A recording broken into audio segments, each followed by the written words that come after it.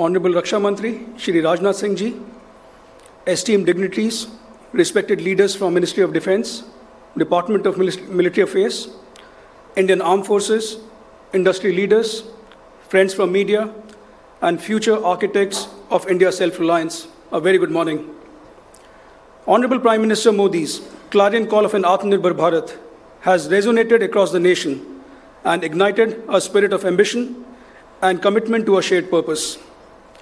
India, as the fifth largest economy, holds a position of immense responsibility and potential. Our journey towards self-reliance is not merely an economic pursuit. It's a pledge to protect our sovereignty with our own strength. For decades, we have relied heavily on imports for our defense and security needs. This dependence has not only constrained our strategic autonomy, but also limited our economic potential. Over the last 5 years, transformational strides in indigenization have been made under the leadership of Honorable Defence Minister Shri Rajnath Singh, whose vision of Atmanirbharta in defence has started yielding significant results. Sir, you have ensured that the policy bottlenecks are duly acknowledged and addressed systematically. Key initiatives like the positive indigenization list, dedicated defence corridor, prioritization of procurement from defence companies, and mobilizing a larger base of startup and MSMEs have all played a major role in enhancing local defence production. Thank you so much, sir. A big round of applause for Ministry of Defence and Defence Minister.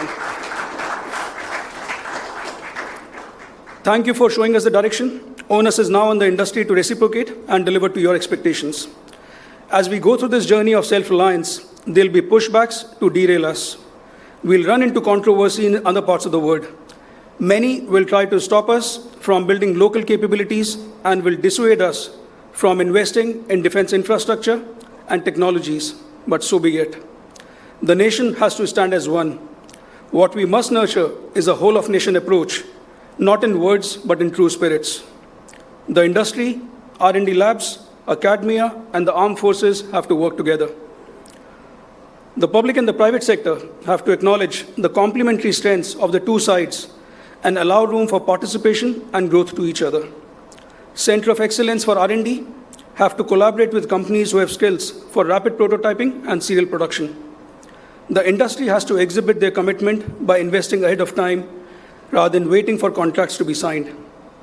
The larger players have to provide a platform for growth and mentorship to startups and smaller organizations, ensuring they focus on innovation rather than just mere valuation. And all of this have to be done keeping in mind the operational needs of our customers, the Indian Armed Forces and CAPFs.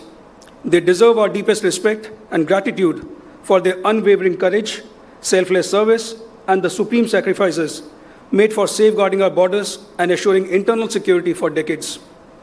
Giving them state-of-the-art equipment in time with the highest parameters of quality, reliability, availability, and serviceability stay as the guiding factor for the success of any Make in India program.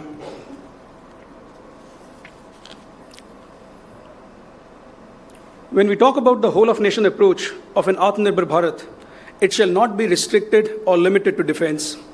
We need participation from other core sectors of the country like aviation, automation, space and cyber as well.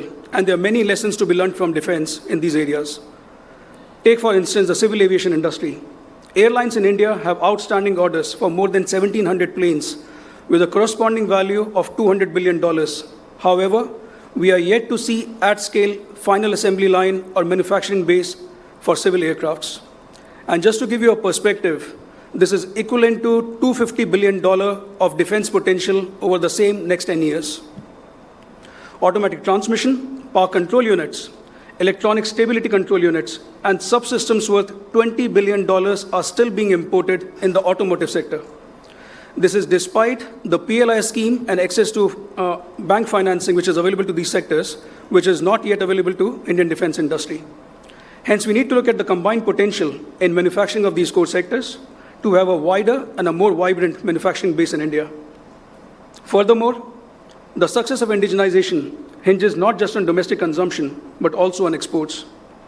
Arms sales and transfers are viewed as important US foreign policy tools with potential long-term implications for regional and global security, as stated by the US State Department in January 2024. This has helped the US defense exports to increase by $100 billion in the last 2 years to $238 billion. While the Indian industry is fully geared up to support exports, we have seen examples of vested interest globally trying to suppress us. The domestic defense companies that supply to friendly nations are furthering India's strategic interest, and hence the government should support and back up these companies against adverse foreign interest. At the end of the day, the true spirit of Make in India lies in fostering an ecosystem where innovation thrives, industries flourish, and self-reliance becomes our hallmark.